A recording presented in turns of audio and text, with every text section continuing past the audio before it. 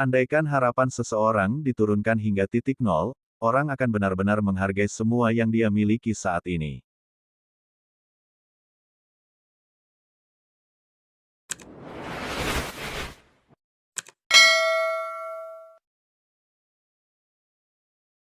Tidak jelas benar apakah kecerdasan memiliki nilai untuk bertahan hidup dalam jangka panjang. Orang tidak akan punya waktu untuk Anda jika Anda selalu marah atau mengeluh. Saya tidak habis pikir. Orang-orang yang membual tentang IQ, mereka adalah pecundang. Hidup akan menjadi tragis jika itu tidak lucu. Jadi saat seseorang mengeluh bahwa Anda telah melakukan kesalahan, katakan padanya bahwa mungkin menjadi hal yang baik.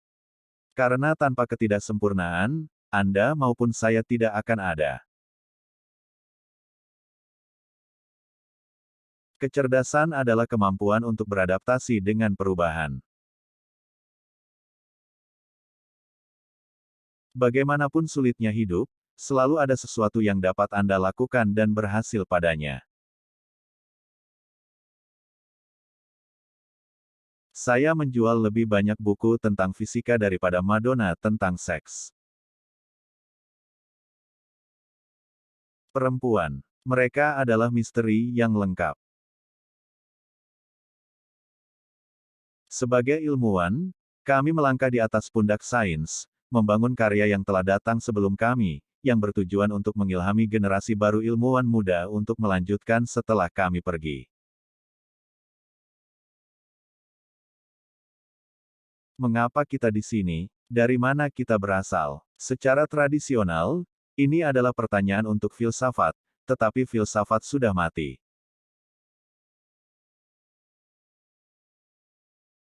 Banyak orang berpikir bahwa alam semesta itu membingungkan, tidak bukan seperti itu.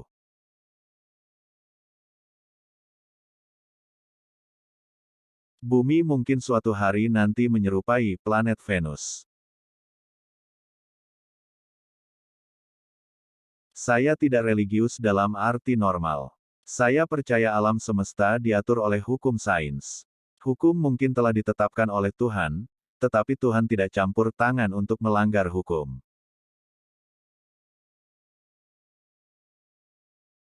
Orang yang membanggakan tentang IQ adalah pecundang. Seseorang tidak dapat berdebat dengan teori matematika. Ada perbedaan mendasar antara agama, yang didasarkan pada otoritas dan sains, dan yang didasarkan pada pengamatan dan alasan. Sains akan menang, karena berhasil. Apa yang Tuhan lakukan sebelum menciptakan keindahan? Kelemahan dari keartisan saya adalah saya tidak bisa pergi kemanapun di dunia tanpa dikenali. Tidak cukup bagi saya untuk memakai kacamata hitam dan wig. Kursi roda memberi saya kesempatan. Penerbangan tanpa gravitasi adalah langkah pertama menuju perjalanan angkasa.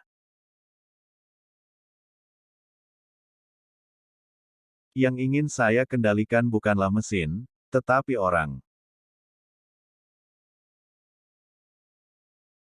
Jika Anda percaya pada ilmu pengetahuan, seperti yang saya lakukan, Anda percaya bahwa ada hukum tertentu yang selalu dipatuhi.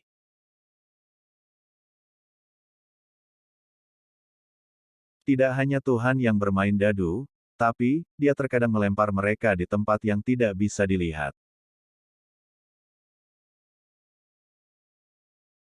Bahkan jika ternyata perjalanan waktu itu mustahil, penting bagi kita untuk memahami mengapa itu tidak mungkin.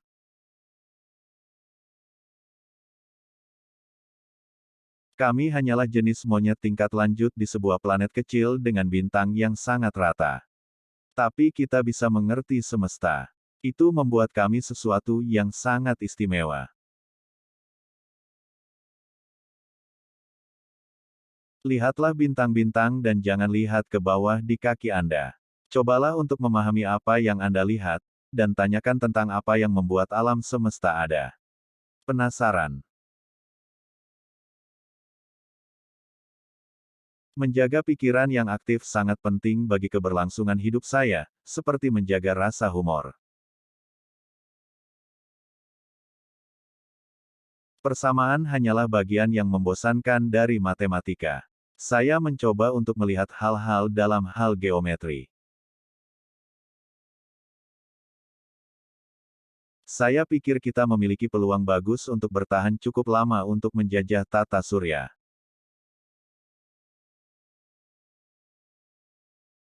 Saya tidak berpikir umat manusia akan bertahan hidup 1000 tahun mendatang, kecuali kita menyebar ke luar angkasa. Tidak ada yang lebih besar atau lebih tua dari alam semesta. Dalam dunia yang berada dalam kekacauan politik, sosial dan lingkungan, bagaimana ras manusia dapat bertahan 100 tahun lagi? Ilmu pengetahuan dapat mengangkat orang keluar dari kemiskinan dan menyembuhkan penyakit. Itu, pada gilirannya, akan mengurangi kerusuhan sipil.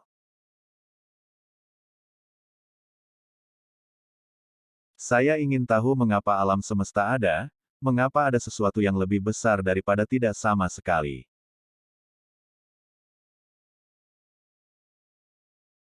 Saya pikir virus komputer harus dihitung sebagai kehidupan. Saya pikir itu mengatakan sesuatu tentang sifat manusia bahwa satu-satunya bentuk kehidupan yang kita ciptakan sejauh ini adalah murni merusak. Kami telah menciptakan kehidupan dalam citra kami sendiri. Tak satu pun yang bisa menolak ide dari seorang jenius yang lumpuh. Ada alasan untuk optimisme yang berhati-hati bahwa kita sekarang mungkin mendekati akhir dari pencarian hukum-hukum alam tertinggi.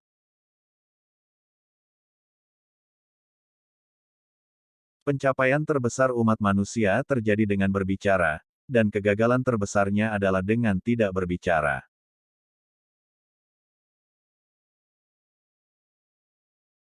Saya menganggap otak sebagai komputer yang akan berhenti bekerja ketika komponennya gagal.